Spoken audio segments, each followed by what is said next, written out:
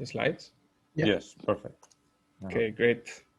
All right. And can you see me? That's also important.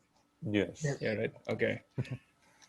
Great. Hello, everyone, and thank you, Guille, for the nice introduction, and thank you both, Guille and Joaquin, for the invitation. It's really a pleasure for me to be here. And as Guille said, today I'll be talking about website fingerprinting.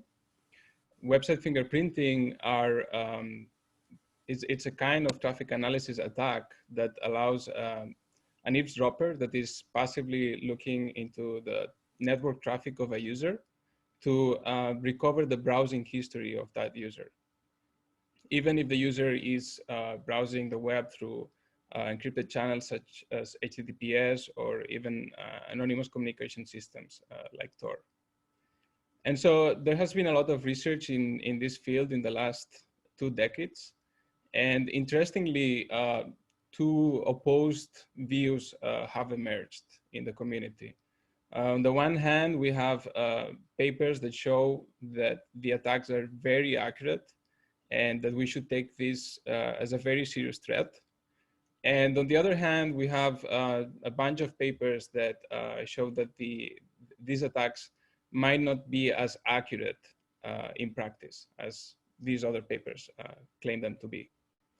So I've been, as Guille said, I've been working on this for my PhD thesis, and I've been involved in both the design of attacks and defenses. And I've been also looking into the evaluation methodology of these techniques.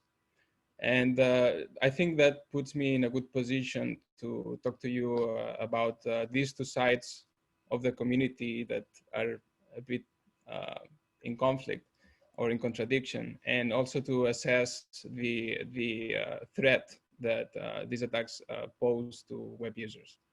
So this is what I'll be talking about in the next 45 minutes. Feel free to interrupt me at any point if you have questions.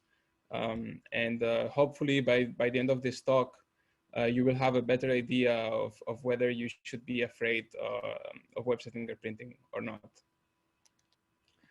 So this is the outline of the talk. I'll first give an introduction to traffic analysis and website fingerprinting. And then I'll go through the main, the 3 discussion points that I want to talk about in this presentation. First, the practicality of the attacks, whether they scale, and finally, whether we need countermeasures against them. And I will end the presentation with some concluding remarks and directions for future work. So as you know, the pages we visit can reveal a lot of private information about ourselves. They can reveal our religious beliefs. They can show, for instance, if we are affiliated to a certain political party, our sexual orientation, or even whether we suffer some disease that we've looked up online. And so when you visit any of these pages, your browser has to send a request to the web server that has to be routed through the internet. And there are many entities that are facilitating this routing and that are providing the infrastructure to route the message from the client to the web server. So all these entities are intermediaries, and they could potentially look into the messages that the client sends. So I'll give you a few concrete examples of who these entities are. So imagine that you're a user, you're Alice, and you're looking up some symptoms that you have in an online diagnosis website, such as the one that Mayo Clinic provides. And so if we assume that this user connects wirelessly, the first intermediary in the connection will be the access point. Then there could be other administrators in the local network that would see these messages. There could be also the Alice's internet service provider, and the messages would go farther on the path, and they will reach higher tier infrastructure providers that could also look into these messages, even so-called exchange points where several of these entities intersect, and where even entities that don't participate in the routing could also look into the messages. And finally, the messages would arrive to the server's internet service provider and the server. So all these entities could inspect these messages. But as you know, this is a well-studied problem, and today we have encryption. And a large fraction of the traffic in the web today is using HTTPS. And with HTTPS, only the communicating parties can see the contents of the messages. And the intermediaries, such as the one that I was mentioning, would not be able to see the contents. But the problem is not yet solved, because there's still a lot of information that is available to these intermediaries.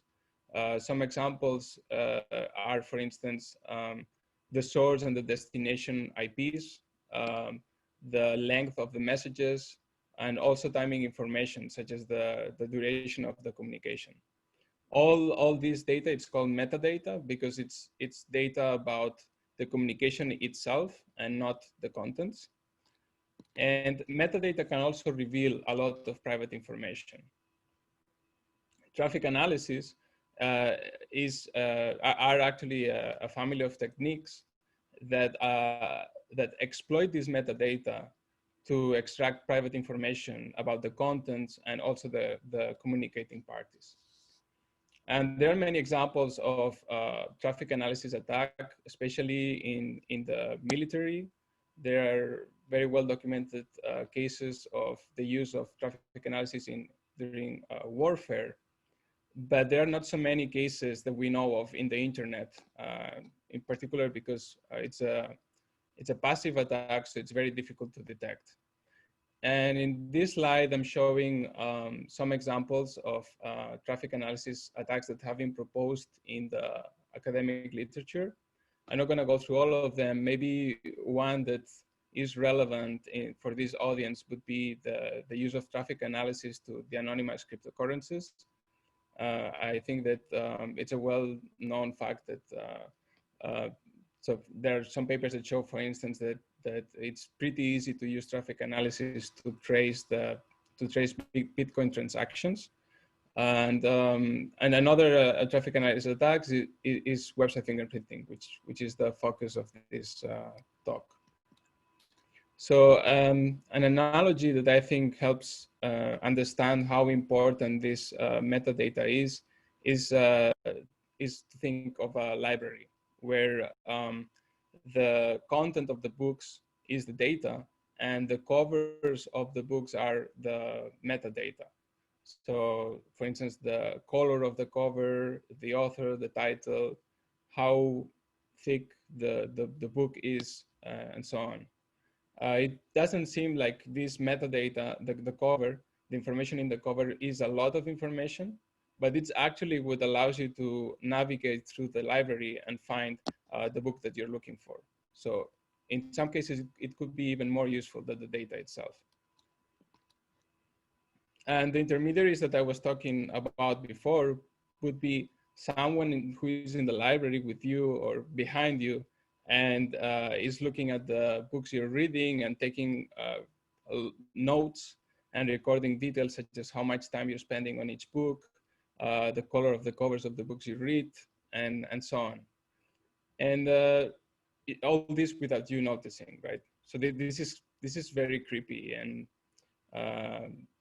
however, you probably would think that the intermediaries that I mentioned before are far-fetched, and they probably would not do that. But in fact, the web is based on a business model that precisely does that. So there are a lot of entities, like for instance, ISPs in the United States, that collect metadata and other browsing information. They aggregate it into profiles, and then they sell it to advertisers.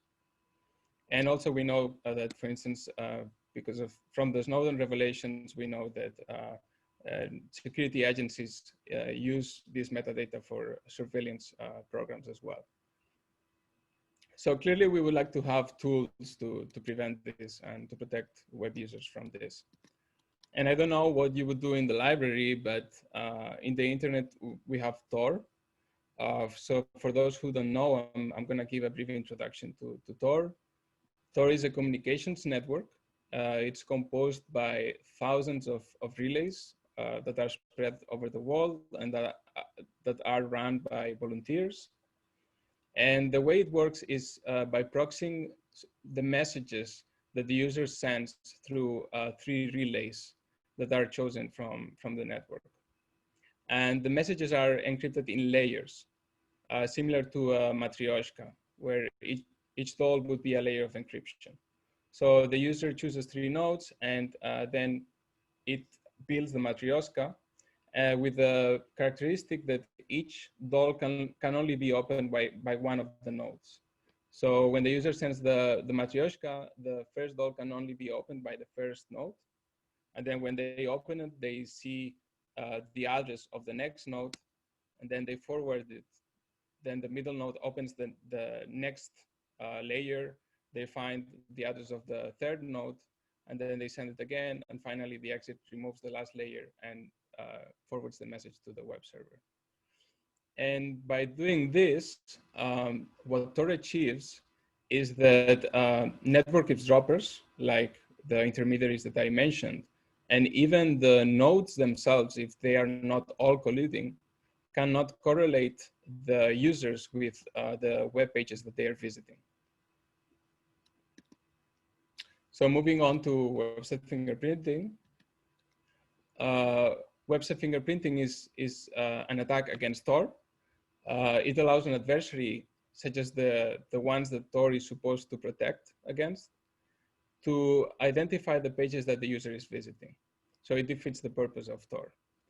And the way it works it works, it is possible, because even though Tor is hiding some metadata, such as the address of the server from the adversary, it doesn't hide all the metadata. The timing, the order, and the volume of the network packets in the traffic is still visible to the adversary. And this is metadata that the adversary can use to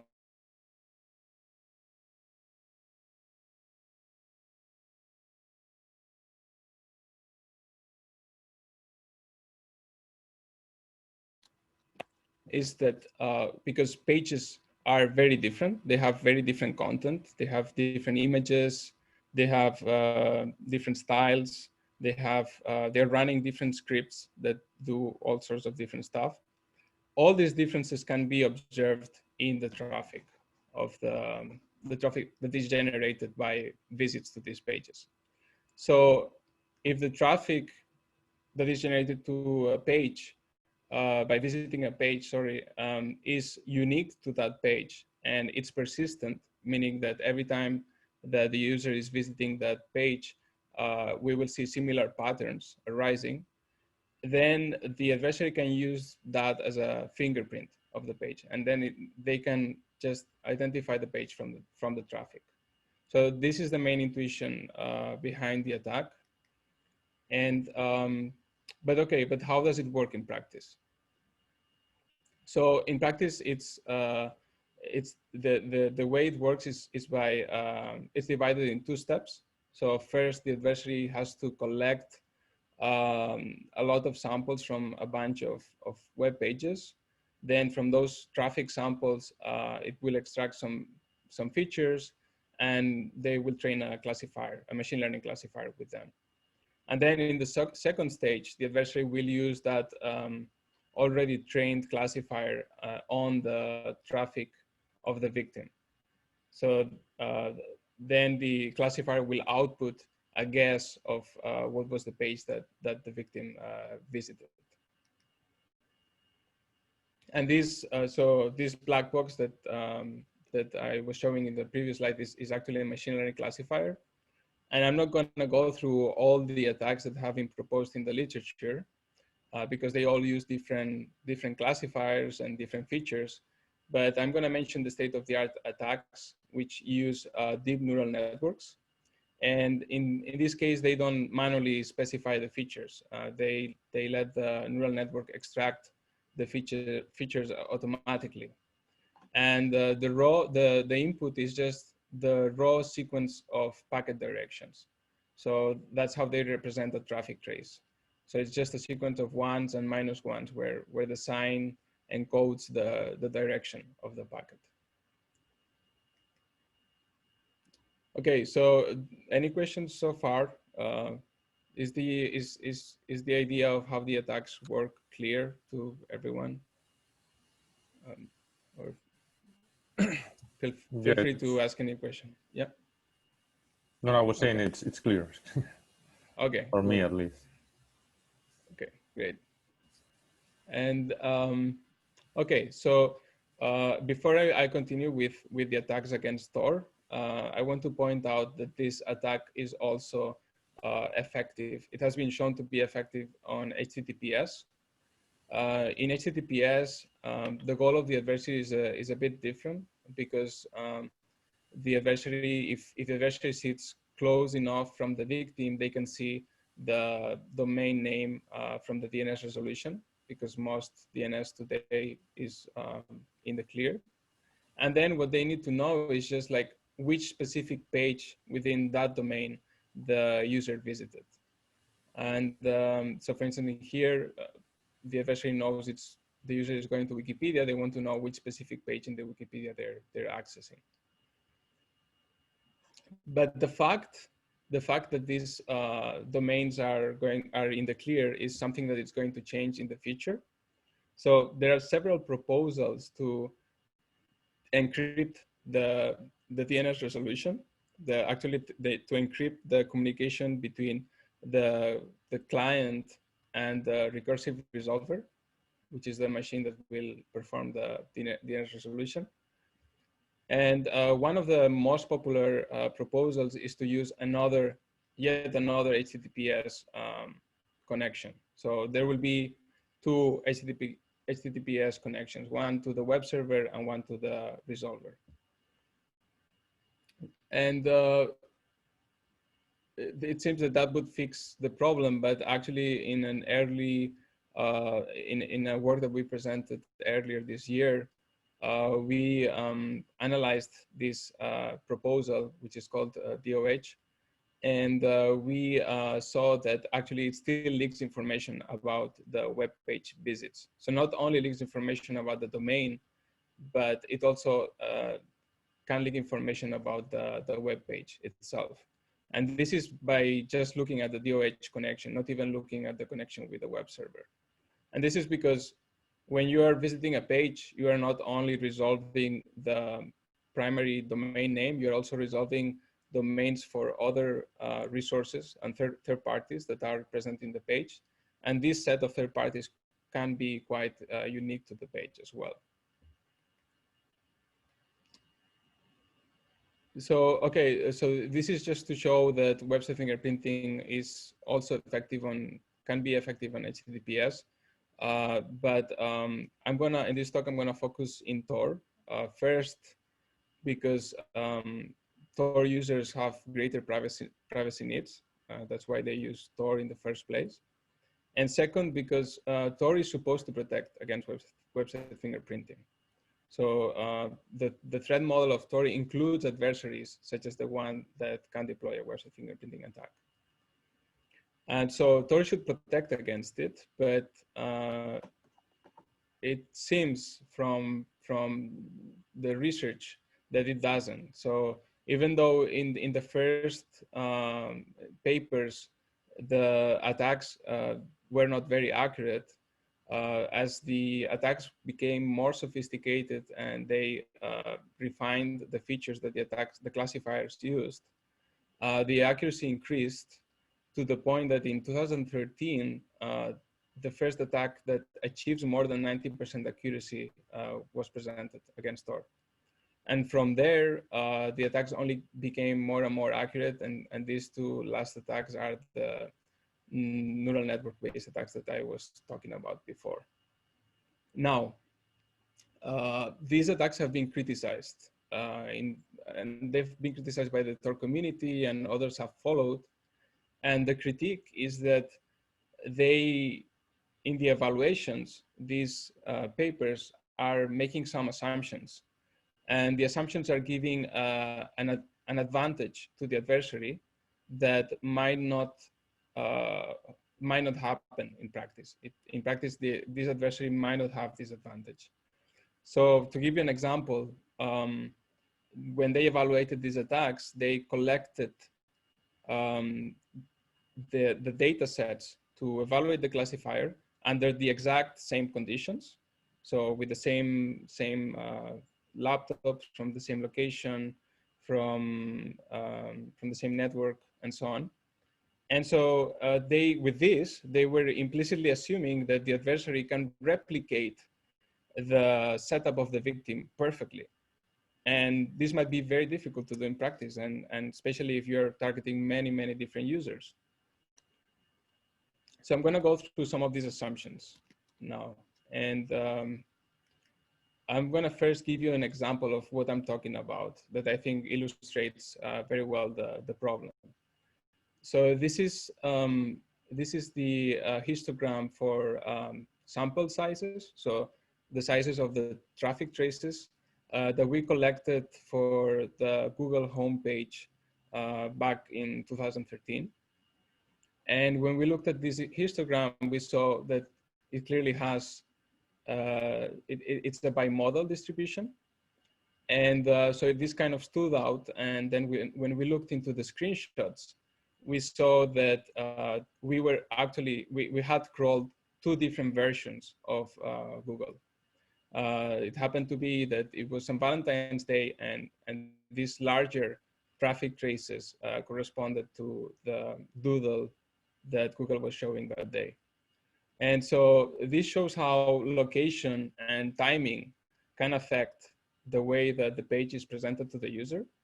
And if the adversary is training on one version and the user visits the page and another version is shown because they're in a different location, it is expected that the classifier is going to make more mistakes.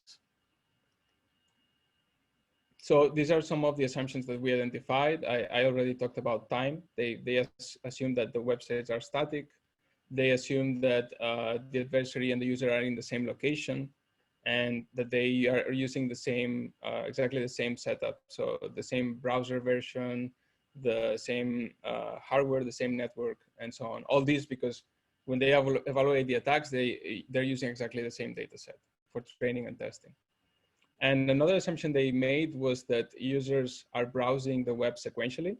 So that the users will visit a page, then they will wait a few seconds, and then they will visit another page, then they wait. And this is very unrealistic because we know that in fact, we all use multiple tabs, and it's very common to open several clicks on different tabs. And even if we don't do that, we might have tabs open that generate background traffic and that can pollute the traffic traces of the victim when the attack is deployed.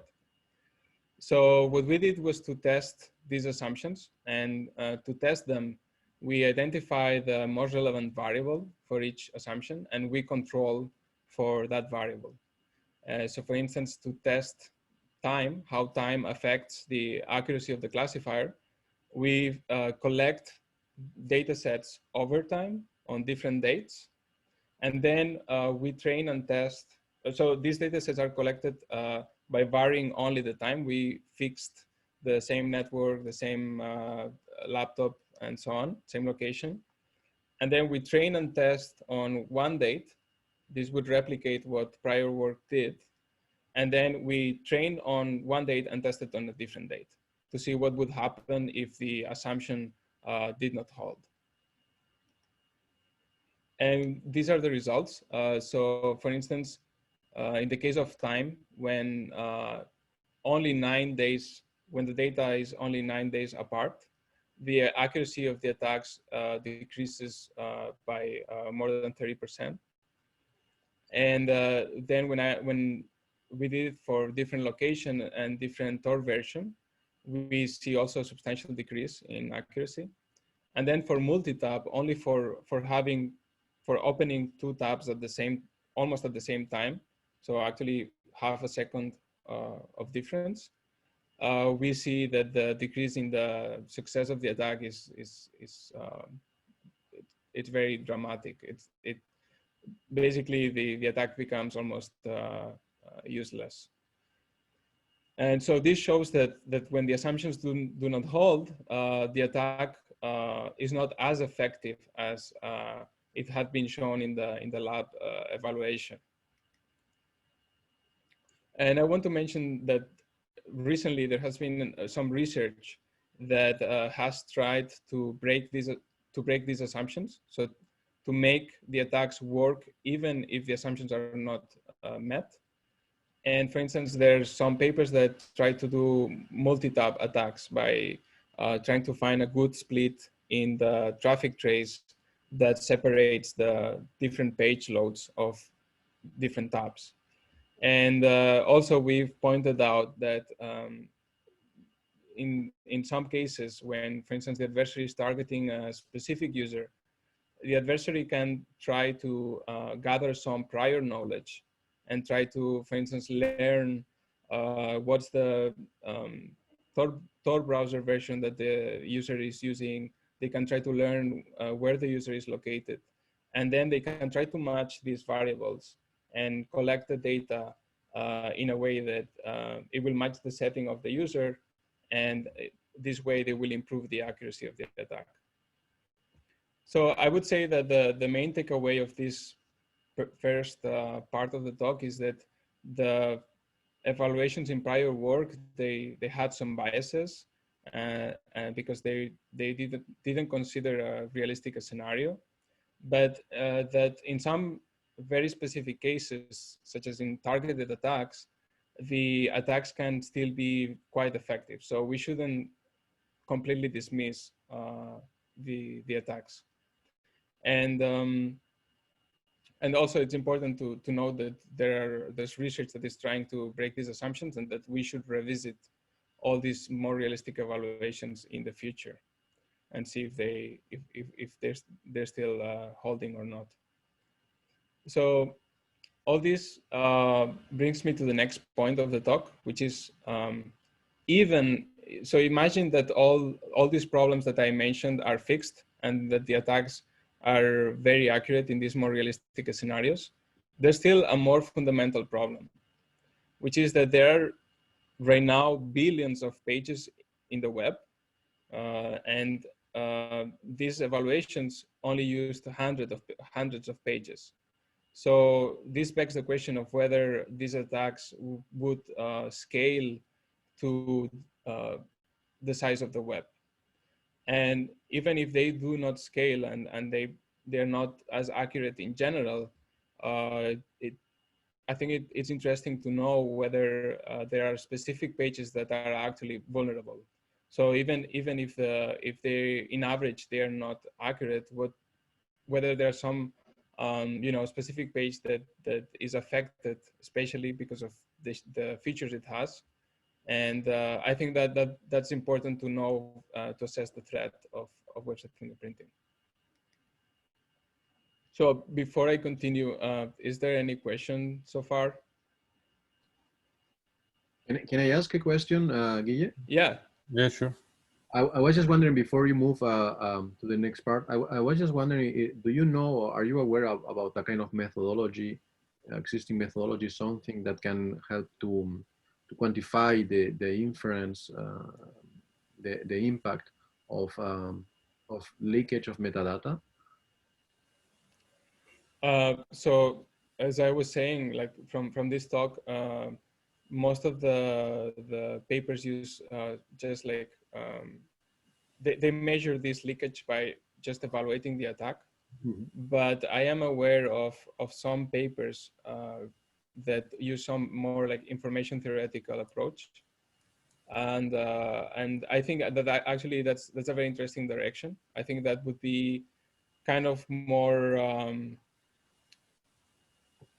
that could be more like foolproof in the sense that, you know, right now we just try the attack and see if it works or not, but it's not very, it doesn't give like a good bound of how they would how they compare, for instance, because they use different features, they use different classifiers. I think an information theoretic approach is more encompassing to all possible attacks. Okay. I don't know if that's what you were referring to. Yeah, I was thinking for the specific case of fingerprinting as you are presenting, I see the kind of papers you mentioned. I was thinking more in a kind of general setting, some kind of general methodology in order to quantify this kind of impact that can have in general settings of metadata leakage. I think I've seen, yeah. I've seen like some people using like measures like entropy and more like information theory approaches where they like try to measure the leakage in terms of the distribution of elements that you're trying to identify. And but in voice fingerprinting, interestingly, it's mostly just like, so far people just use the attacks, and whatever the attack is, the accuracy of the attack is kind of a proxy of how much leakage there is. Okay, I see. You know? I see. Okay, thank you, Mark. Yeah.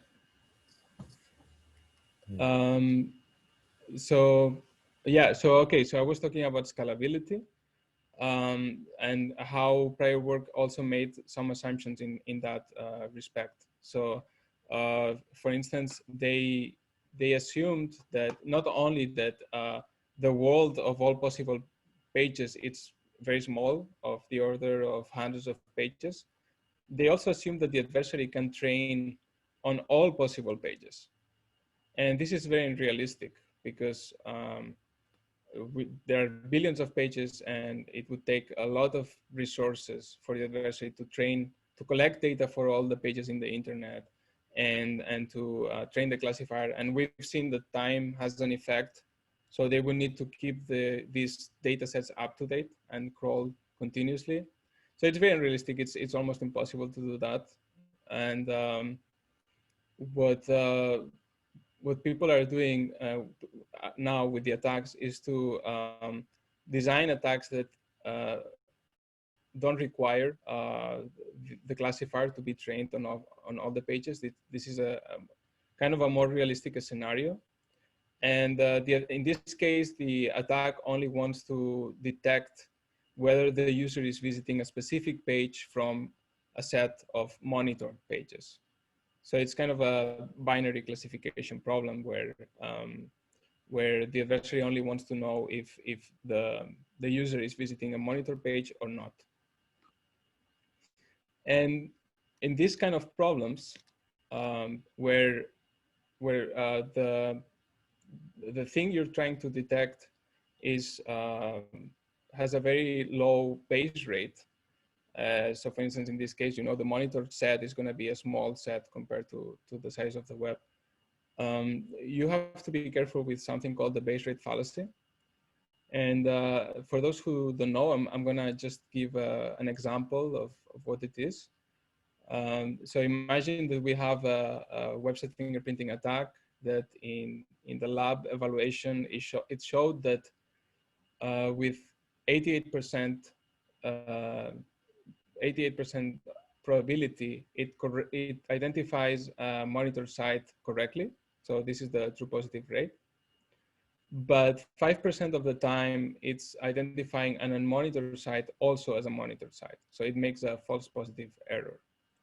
And imagine that now the classifier says that Alice has been detected to visit the monitor page. So the question is, should we trust the classifier when it flags Alice as visiting a monitor page? Or in other words, what is the probability that the classifier is correct when it says that this is happening? And these numbers here cannot answer this question, because the true positive rate only tells you how many of the positive elements your classifier has detected, but not how many of those were correct. And the metric that answers this question is precision. And what happens with the base rate fallacy is that if the base rate of the monitor pages is very small, then even for a very small false positive rate, for instance, 5%, because there are so many unmonitored pages, this 5% will be a lot, and it will overwhelm the classifier. So there will be many more false positives than true positives. And so because of that, the actual precision is going to be very low. It's going to be like, in this case, it's 10%, even though you had 88% true positive rate and so on. And we argued that this will be the case in most website fingerprinting scenarios, because the monitor pages are, we argue that the monitor pages are likely to have a small base rate, because otherwise they would not be so interesting for the adversary. If you know that the page is very likely to be visited by Alice, then as an adversary, you are not learning much information when you find out that they actually visited. So yeah, so this means that actually the first evaluations didn't take this into account, and they assumed that the pages all had the same probability to be visited. So this was another bias that they had. And then the other assumptions they made was that the pages that we're trying to identify, they are only the home pages of the website. None of the data sets in the literature, almost none of the ones that evaluate attacks, is considering inner pages. So pages that you can visit by clicking on the links. And it turns out that these inner pages in the website can look very similar because of the use of templates. And this means that because of the similarity, there could be many more false positives than what they found with only home pages. And actually in 2016, researchers from the University of Luxembourg, they collected some realistic data sets crawling from sources such as Twitter and Google Trends. And they included also inner pages, and they reached this conclusion. So they say that web page fingerprinting did not scale for any of the data sets that they considered and for any of the state-of-the-art classifiers. Because of this, when they considered inner pages, there were more false positives, and then the precision would go down. And so I would say that even for more recent classifiers, like the neural network-based classifiers, I think this would still stand to a large extent, because we don't know, because in some of these attacks, they didn't evaluate with inner pages, so we really don't know what would happen. But I believe that the same conclusion would apply. And after this, there have been many papers that try to make the attacks more scalable. There are things like papers that try to make classifiers that are exploiting the link structure of the website. Because if you're, as a user, if two pages are linked, it's more likely that you've visited a previous page. And as an adversary, you can know that because you don't see snapshots of pages. You actually see a stream of visits. So you can use this link structure in your favor.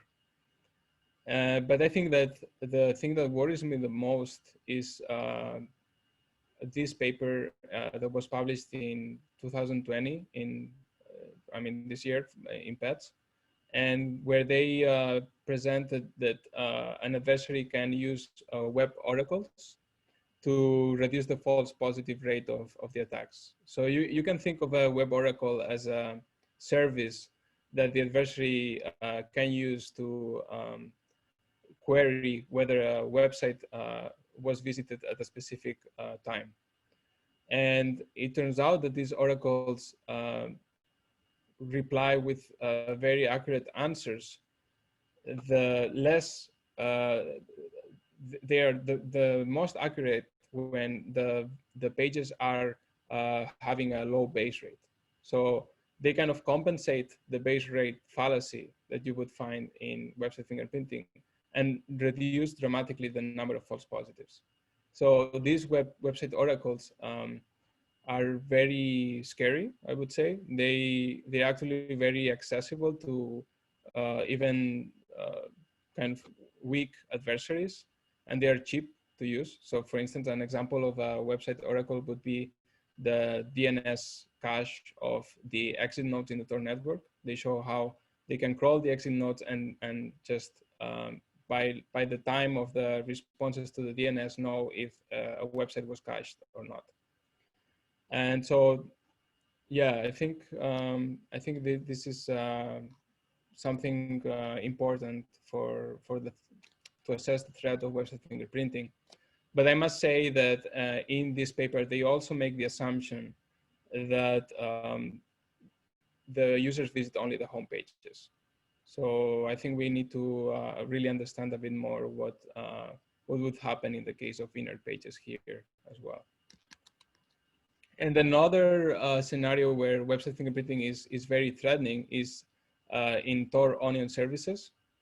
Tor Onion services are servers that are in the Tor network and that can only be accessed through Tor, and that they are very difficult to locate geographically. So, for instance, that makes them very suitable to host sensitive content, right? Because then the enforcement agencies have a hard time locating them and putting them down. And it turns out that the protocol that users use to visit these onion services is very different to the regular protocol.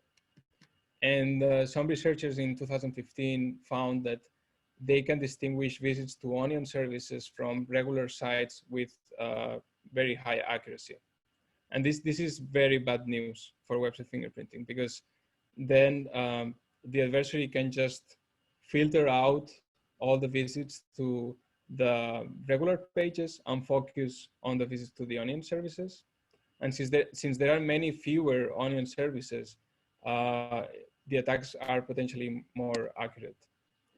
And also the fact that users of onion services, because they are used to host sensitive content, they are facing a more serious threat than users of regular pages. And we were interested in assessing the threat of website fingerprinting for these services. So we collected a bunch of, a data set for a bunch of onion services. And we measured the accuracy of the state-of-the-art attacks on them. But we not only wanted to look at the accuracy in average, we also wanted to know whether there are some onion services that are more identifiable than others. Because, you know, as a user of an onion service, what I really want to know is whether that onion service that I'm visiting, I want to know if that is affected by the attack or not. I don't really care about the average accuracy of the attack.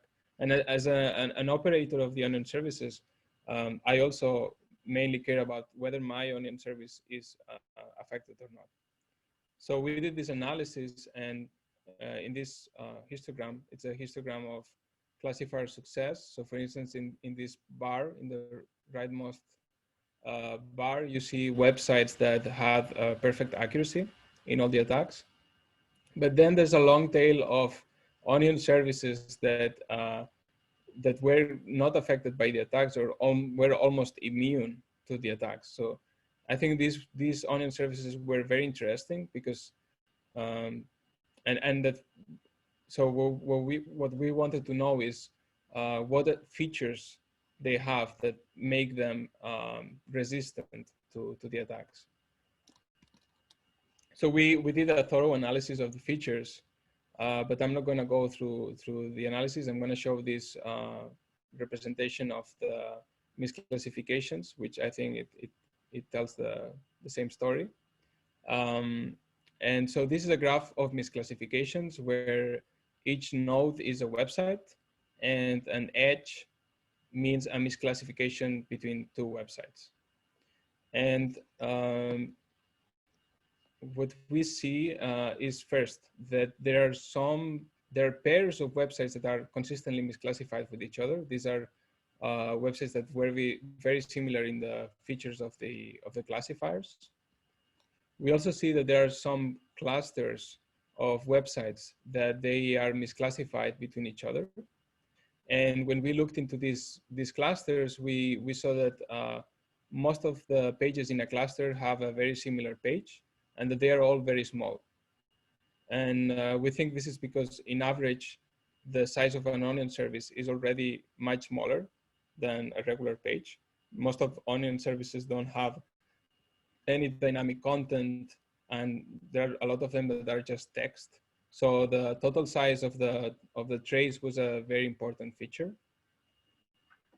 And so this was one of the, being a small page was kind of one of the features that made an Onion service indistinguishable. And the other feature was the dynamism of the page. So we see here that there are several nodes in the graph that have lots of edges going out. And these are pages that every time that we visited them, they changed in some way. They had a background page that changed or something like that. So I would say that the takeaway here is that if you want to protect your Onion service, you should make it dynamic and small. So finally, I will move to whether we need countermeasures. So as we've seen so far, the attacks have been somewhat inflated in the literature, and so our argument for countermeasures was that you should focus on countermeasures for these more threatening scenarios like Onion services, and that since Tor is resource constrained, we might get away by just like building defenses that are lightweight and that provide a reasonable protection for the average user. But for users that have are facing stronger threat models, that they might need more higher levels of protection. But we were interested in looking into this space of lightweight defenses and that provide a reasonable protection for the average user in Tor. So a defense, in fact, generally in traffic analysis, when you want to protect the traffic against traffic analysis, you have to add, it's based on the strategy of adding dummy messages, so messages that are indistinguishable from real messages from the perspective of the adversary, and also adding delays in the communication. And this changes the patterns in the traffic and makes the life of the adversary more difficult. And so this is how most defenses in website fingerprinting were specified. And actually these dummy messages were specified as actually the TCP packets or even the Tor cells. And the problem that they had was that first, they were very costly in terms of bandwidth and latency. And also that they were very difficult to implement because generating dummy messages, dummy TCP packets can be tricky to specify the exact delay that you need, and for Tor cells you need to modify Tor.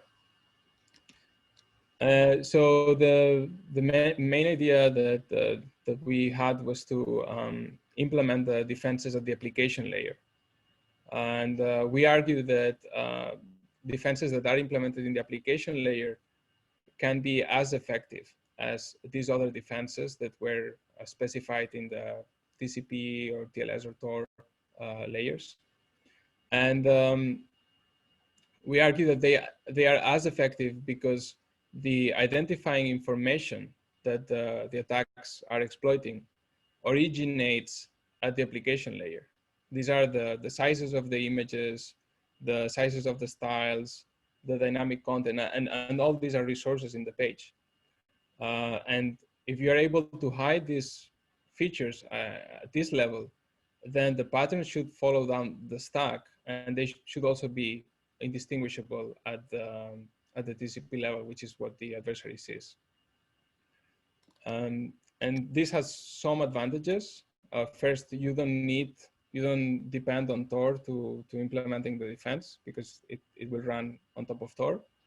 And that padding is indistinguishable by default. You don't have to deal with the TCP stack or anything. You are just adding padding at the same level, and both padding and real resources will look the same at the network layer. But they have some important disadvantage, which is that depending on how they're designed, they might require collaboration by the server. And but we argue that in the case of onion services, they have incentives because they want to protect their users. So, and this is precisely one of the most threatening scenarios. So we focused on this. And these are the two defenses that we designed.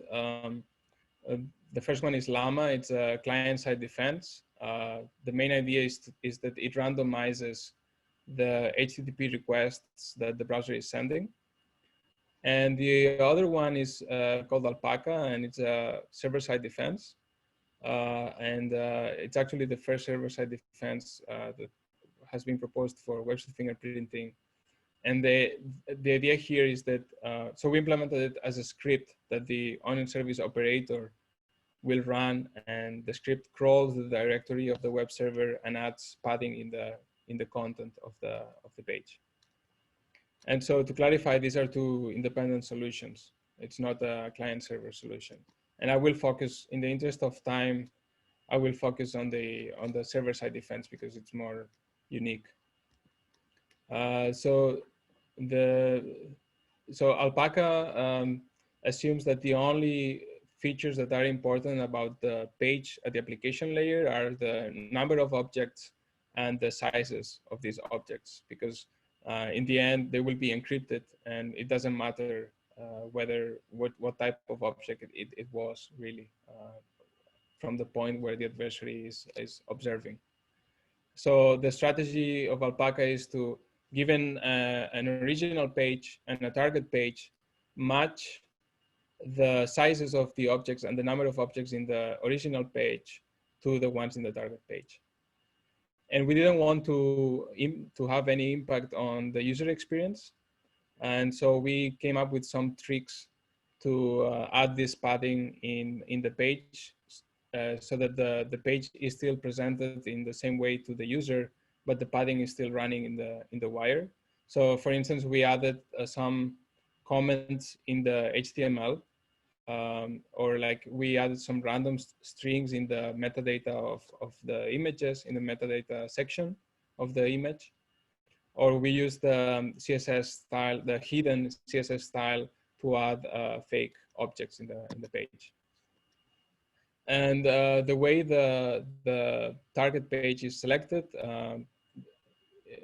there are two modes.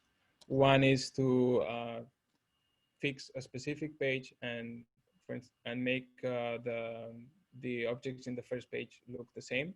So for instance, here we want to protect secure drop, and we want to make it look like Facebook. Facebook is our target page. So we add padding in secure drop to make it look like Facebook. And the other strategy is to make pages that were similar, identical. And this is effectively creating anonymity sets of pages that the adversary cannot distinguish. And these are the results of the evaluation of the defense. Here in the blue bar, we have the accuracy of the attacks without the defense. And then we see the defense reduce the accuracy from, depending on the strategy that we use, from 60 to 40%.